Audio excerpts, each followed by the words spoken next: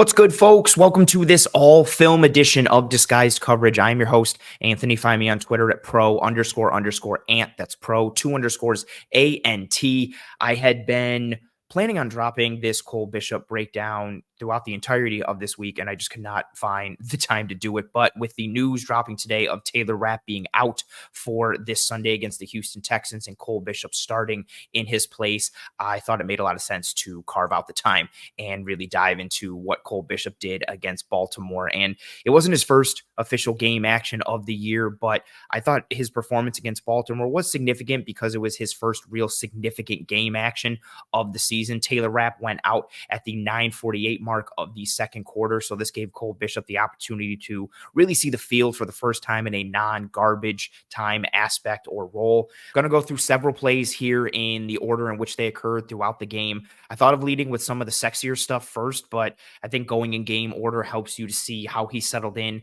as the game progressed, his movement, where his eyes were, how he was reading and processing all throughout the course of the game, starting from the moment he stepped in towards the end of the game against Baltimore. So without further ado, let's dive right into the film. This first play here that we're going to break down from Cole Bishop against the Baltimore Ravens is his second play of the game after entering for Taylor Rapp. It's going to come on a 2nd and 14 for the Ravens offense. And what you're going to get here from the Bills is a cover 4 coverage. I don't want to get into the weeds too much when it comes to what was happening holistically on the offense and the defense, but I want to put some pieces together or talk about some details in order to really put his role and responsibility and assignment into perspective. So you're going to get cover 4 from the Bills on this play. Based on how they drop in relation to the route distribution, it looks like a spot drop cover 4 as opposed to more of a quarters or match coverage type of cover 4. I don't use those terms interchangeably. I know some people do and call cover 4 and quarters is the same thing. I call cover 4 more of your spot drop type of get to your zone, get to your landmark type of coverage. Whereas when I say quarters, that's more of a true match coverage, playing out like man based off of rules and responsibilities. What you're going to get here from the Ravens on offense is a dagger concept to the front side here from Zay Flowers and Nelson Agholor. All a dagger concept is a vertical clear out route from the inside or number 2 receiver, followed up by a dig from the outside or number 1 receiver. The receivers in this instance are Zay Flowers here on the inside, Nelson Agholor here on the outside. What's nice from the Ravens here too is how they approach dagger in this instance.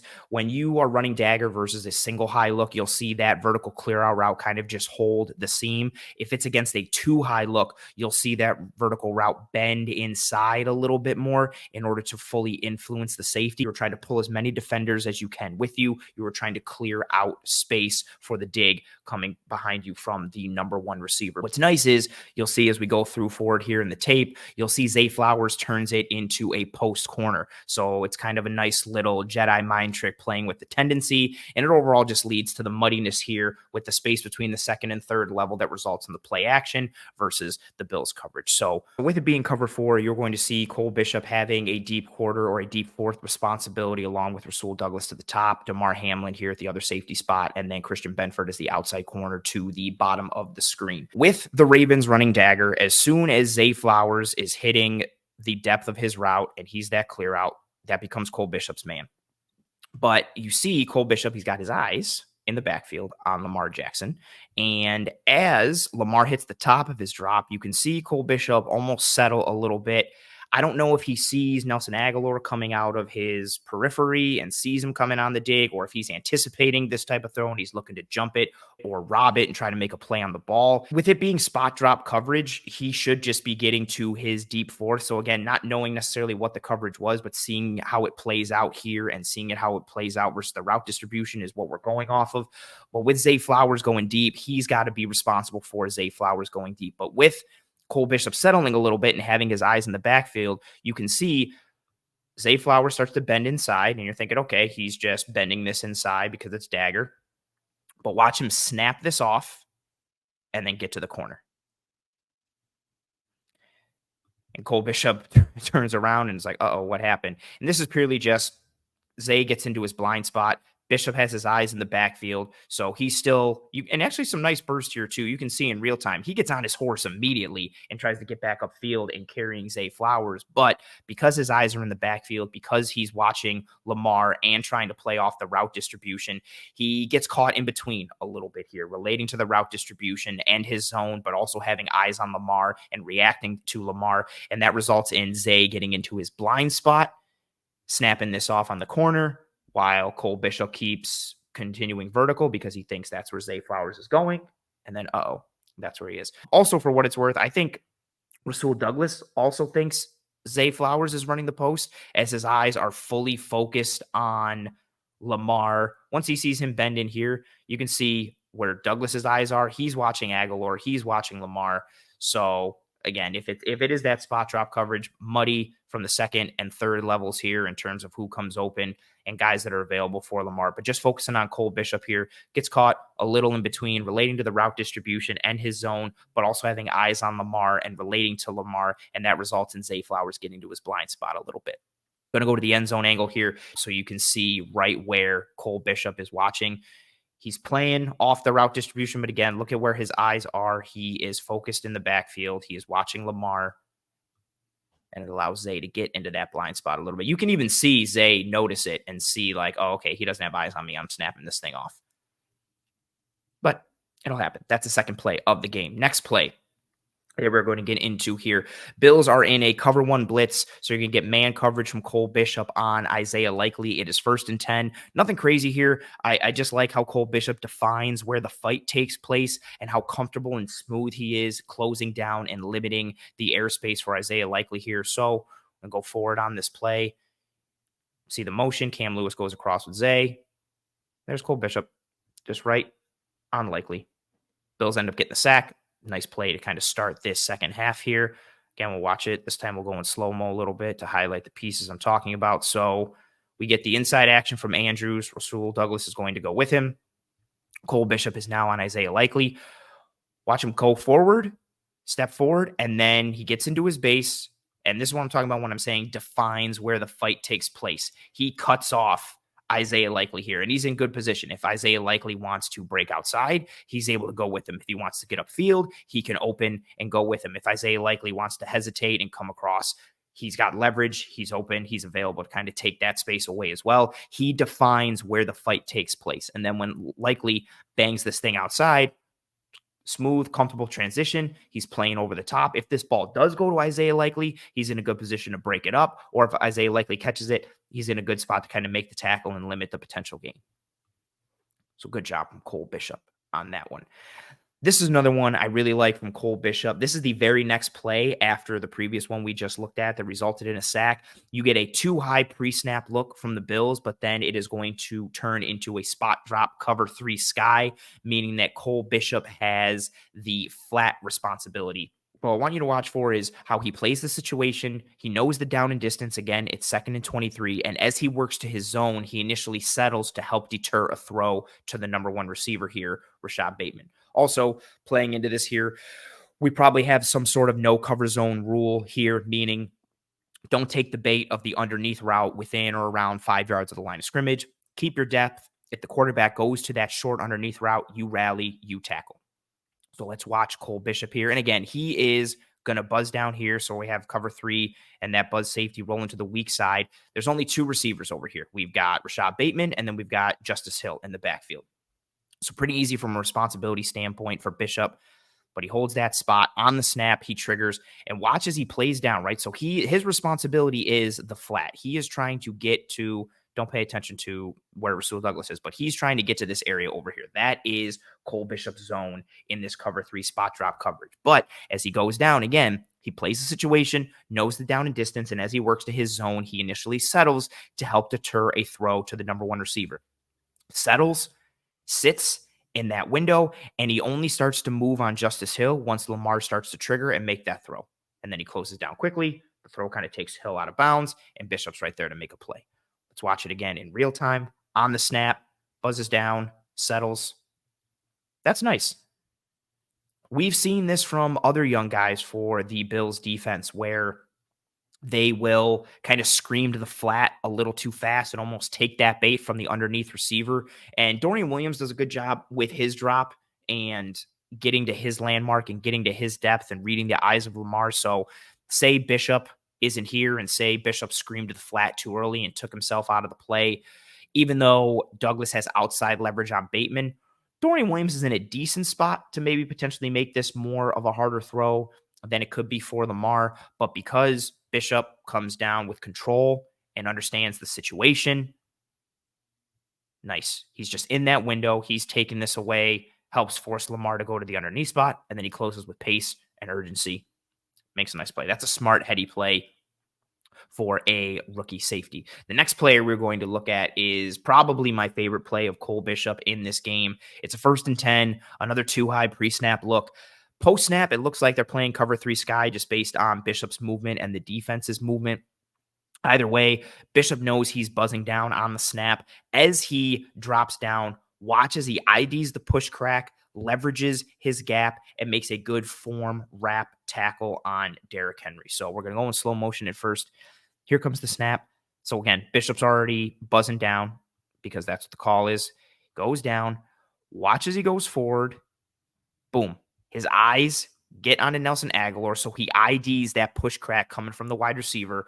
But after he IDs it, he still leverages his gap. So it gauges the blocker, leverages his gap, and then gets in front of Derrick Henry and makes a nice form wrap tackle. That is really, really beautiful. And I know this might not seem like the sexiest thing, and the Ravens did gain 5 yards on this play, so that is a successful play for the Ravens offense to start. But when you are defending the run from too high, whether it's post-snap or these pre-snap looks, you have to be able to come from depth with purpose and urgency, but also with technique and being able to leverage your gap, funnel into the run fit, and know what your role and responsibility is. This is just a good job from Cole Bishop. This is the same play, again, from the end zone angle, comes forward. This one is where you can really see as he's diagnosing what's happening on the play. This is really good awareness to turn, bang. He gets his eyes and he sees Nelson Aguilar, who's off screen right now, coming inside on that push crack. This is nice. Sometimes you'll see safeties come forward, scream upfield. They get hit with that crack block like they had no idea what was coming. They get taken out of the play, and then all of a sudden you get a running back on a corner, and that's a mismatch. So really good job for him to ID the push crack. See, he knows it's coming. Now his eyes are back onto Derrick Henry. This is also a good job, too, how he takes on this block. So he's watching for Derrick Henry, but he's using his hands, using his body, getting into the wide receiver a little bit, who he has the size advantage on and frame advantage on, plays through that block, leverages his gap. Now watch the tackle after he extends a little bit to get off of that block. Look at the good form tackle. Gets that arm open, gets the shoulder into the thigh, follows through, wraps up, and takes Henry down to the ground. That's a really nice play. Play both angles in real time. Good job. Just reading it, IDing the push crack, leveraging your gap, and then making a tackle on Derrick Henry, which is not the easiest thing to do, as we saw in this game a multitude of times. Next play here for Mr. Cole Bishop. This one is a 3rd and 7. The Bills are running a cover 1 blitz. Cole Bishop manned up again on Isaiah Likely. He does a good job here staying square, defines the space, defines the fight versus Likely, and then transitions well with him on the break. Then we're going to see some bad after once there's a throw completed underneath. And we see his angle to the ball. He comes in a little bit too hot and doesn't end up making the play. But let's watch it and break it down. So again, cover 1 blitz here from the Bills. You can see Spector wrapping through up front. You can see Cam Lewis going to the flat with Justice Hill. And here's Cole Bishop. So as I mentioned, he's doing a good job staying square, knows the down and distance, 3rd and 7. So you don't want to give too much ground. You don't want to back up and just make this an easy completion for 8 or 9 yards or right at the sticks and a guy can fall forward. He comes forward. He stays square. He is defining the space right now. He's defining where the fight takes place for Isaiah Likely. And because he's up on him square, if he moves inside, if he moves outside, it's just him being a good athlete, reading and reacting, which he can do off of having good position initially by staying square here. Isaiah Likely puts his foot in the ground, bangs us to a corner route. We get a good transition from Cole Bishop, who's right there in lockstep. If that throw is going to Likely, This is really good coverage. You're good. You're sticky. This is something I think Cole Bishop really excels at, which is why I really love him anywhere in and around the line of scrimmage, in and around the box. His ability to function in zone or man coverage against wide receivers, tight ends, just functioning in that hook to curl flat area. It really suits his play style and his skill set. So this is a good job being close in coverage, limiting airspace, similar to what he did versus Isaiah Likely earlier in this breakdown. But this is where some of the bad comes through. So we get a completion to Justice Hill, who makes Cam Lewis miss. And I'm going to show it in slow-mo, but when we play it in real time, you'll see just how much faster it is. Cole Bishop comes screaming forward. His angle could be a little bit better, but it's more just the sense of urgency and coming in so hot while not being under control. And then at that same time, comes forward only with a shoulder, limits his surface area, limits the opportunity to kind of take Justice Hill down. This is a really nice move by Justice Hill for him to spin out of it and then get forward for some more yards.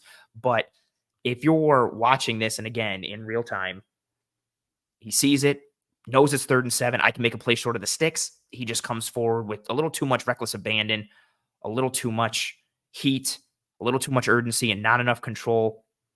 And even within that, I think if he just tries to wrap up a little bit, if he comes forward here, even though his angle isn't the best and Justice Hill is about to put his foot in the ground and cut back inside, if Cole Bishop sticks out that left arm instead of chicken winging it here and kind of having it like he's trying to deliver a shoulder block, if he just opens up that left arm a little bit here, I still think it's probably a first down just based off of the momentum that Justice Hill is generating, but he brings down Justice Hill right here at the sticks. Again, it's probably still going to be a first down conversion, but he's able to limit some of the gain that comes after. But instead, he comes in a little too hot, not enough under control. The angle plus keeping that shoulder in, going for more of a shoulder check or charge instead of going for the wrap, allows Hill to spin out of this and over that shoulder and get forward a little bit. But again, that's going to happen. You're juiced up. It's your first real game experience. Learn from it. Come forward with a little more control. You want to come forward with urgency and purpose, but you also want to be under control and also maintain your form as well. Go to the next play that we've got here for Mr. Cole Bishop. Now, this one, see him motion in a little bit. This one is a really successful play for the Ravens, but what I like about it from Cole Bishop's perspective is him mitigating a potentially bigger gain for Lamar Jackson. What you're going to see from him here is playing through the block of Mark Andrews to force Lamar Jackson back inside, then him getting his eyes on Lamar while he's playing through the block, and then doing everything he can to throw his body back inside to impede Lamar Jackson and help make the tackle. So as we go from the pre-snap here comes all the Ravens motion, all the misdirection that the Ravens are doing a ton of in this game. Sees Zay slam on the brakes, go back. Now, little zone read. There goes Lamar Jackson on the keeper. Not great. Leverage advantage to the outside. You've got a hat on a hat here. You've also, you can't see it off screen, but you've also got a hat and a hat outside with the corner wide receiver matchup. So this is advantage, Ravens. Cole Bishop sees it. Going to play it in slow-mo again. Like I talked about, he plays through Mark Andrews to force Lamar Jackson inside. Watch him play through, dips, goes through him. He wants to cut off this alley so that way Lamar has to funnel this back inside where all of Cole Bishop's help is coming from. But not only does Cole Bishop do that, so he's banged into Andrews there. Now, watch the head of Cole Bishop. So he bangs into Andrews, forces that cutback from Lamar, gets eyes back onto Lamar immediately to confirm, okay, he is going back inside. Now, he doesn't stay on the block. He doesn't stay attached. He doesn't keep trying to play through contact of Mark Andrews. Instead, he slams on the brakes a bit, and then, like I said, just throws his body back inside to try and impede Lamar and help make the tackle. That's mitigating a potential bigger gain than what it was. Again, it's a successful play for the Ravens. It's a first down run. It's a nice explosive play and a good success rate EPA generator for Lamar and the Ravens. But this is a good job limiting how bad this play could have been. And that's responsible. And seeing this guy, make this type of savvy play and doing what he can to kind of stop the bleeding a little bit or stem the bleeding a little bit, that's a really nice play from a rookie. It's a good physical play. It's a good athletic play, but it's smart, it's heady, it's savvy. This is really nice.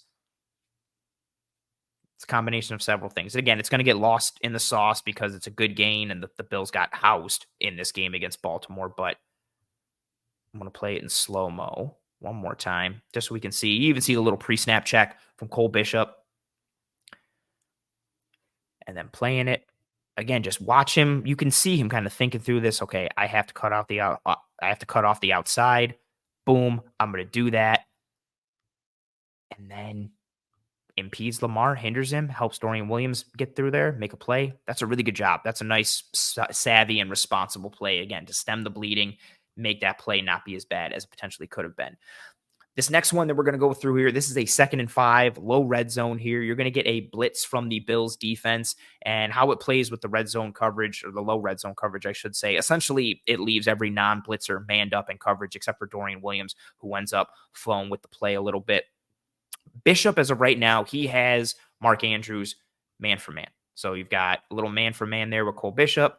Douglas is manned up on Rashad Bateman. You've got Benford manned up on Zay Flowers on the outside. Cam Lewis is blitzing. Rousseau's going. Daquan's going. Ed's going. Smoot's going. And you're going to see Dorian go to engage and then stop, and he'll kind of slip off and drop and flow with Lamar as we get some play action here. But Bishop's manned up on Mark Andrews.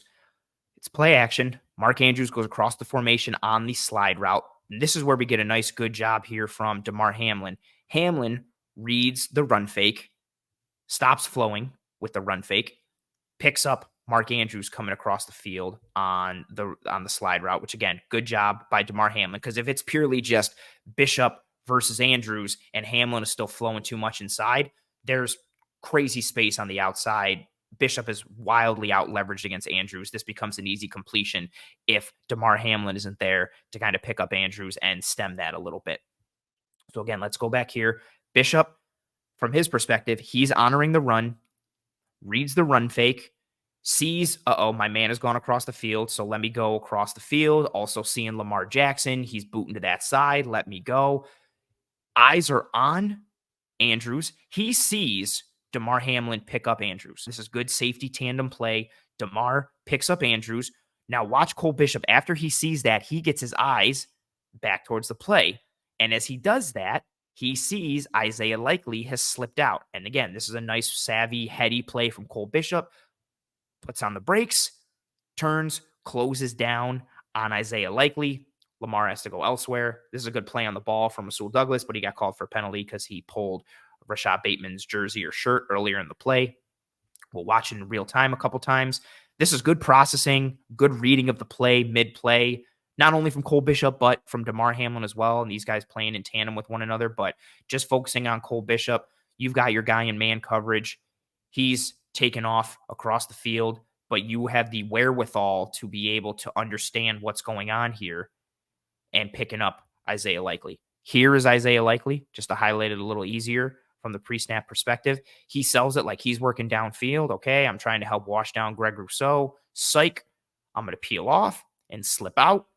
And that's right when Bishop gets his eyes here, because he had just looked over here and he saw that this was all good with Damar on Andrews.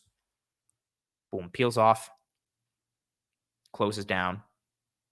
It's a good job. Again, doesn't and ends up not having to make a play because Lamar was going elsewhere, but it's a good heady play from him. Overall, Cole Bishop's performance against the Baltimore Ravens, especially, again, it being just his first real significant game action of the season with how much he played, playing against a good opponent who had a really great game plan coming in against your defense and also executed very well. I thought he played well. I like the physicality. I like the athleticism. I like the post-snap communication and direction. I like some of the pre-snap stuff he was doing as well. We saw a lot to be encouraged about and be encouraged by from Cole Bishop. We'll see what happens going forward. You know, this is a tall task this week against the Houston Texans with how explosive their pass game is. And then their run game hasn't been great, but you don't want that run game to get going because it makes the pass game more lethal, especially in this Bobby Slowick, Kyle Shanahan type of offense, and how CJ Stroud works and how he's able to attack the middle of the field in conjunction with Nico Collins. So it's going to be an important week for Cole Bishop to really be on point. Nico Collins loves to attack the middle of the field, anything on inbreakers, whether it's slants, posts, digs, you are going to see a heavy amount of work in between the numbers. And that's not even having to include Cole Bishop's run responsibility and run fits and all that kind of stuff. But I thought it was an encouraging performance from him. What also was nice for Cole Bishop, I think, is seeing his athleticism play and translate well. We've seen it in a couple glimpses we've gotten from him when he's played in the regular season thus far, but seeing it translate again in real significant game action was nice to see. It's the athleticism you saw on tape at Utah and saw from a combine perspective and the measurables and the time. It was like, wow, this guy might be a really good athlete. We saw that play against the Baltimore Ravens, whether it was the plays I showed you or some of the ones that we didn't dive into where, you know, he's in the box pre-snap and he's spinning back to the post-snap. You saw the fluidity, you saw the athleticism. I think the processing started to catch up as the game went on. The responsibility started to catch up as the game went on. And he has an opportunity to kind of stake his claim a little bit. We'll see how long Taylor Rapp is out for, but with the Bills using a second round pick on Cole Bishop, that signifies their belief in him and their investment in him. So who knows? Maybe he plays extremely well and all of a sudden makes that position his. You also don't know. Potentially something happens to DeMar Hamlin down the road, and do you have to have a Rapp and Bishop type of pairing on the back end? Either way, this is a big opportunity for Cole Bishop with his first start of the season and against a good opponent in a game that is potentially the game of the week and a major one in terms of early on setting up some seeding opportunities for the Bills and the Texans in the larger AFC landscape. That'll do it for us here in this all film episode of Disguised Coverage. If you enjoyed this, please, and thank you, drop a like on this video here on YouTube. Turn on notifications for the Disguised Coverage playlist. Subscribe to the Cover One channel as a whole. I appreciate any and every ounce of support that comes from any of you folks. If you enjoyed this, tell your family and friends and loved ones about how awesome it was. If you thought it was terrible, tell your enemies and try and ruin their day by making them watch it again. Likes are the lifeblood of these streams. Drop a like on this video. I greatly appreciate you folks. Enjoy the rest of your Friday. Enjoy the weekend. We'll see what happens with Bills versus Texans. If you have anything for me, questions, thoughts, comments, concerns, feel free to put it up into the comments here on YouTube or get at me on Twitter at pro__ant. That's pro 2_ANT. I hope you and your family and friends and loved ones are all doing well and staying safe. Be kind to one another. Take care of one another. I will see you when I see you. Godspeed. And as always, go Bills.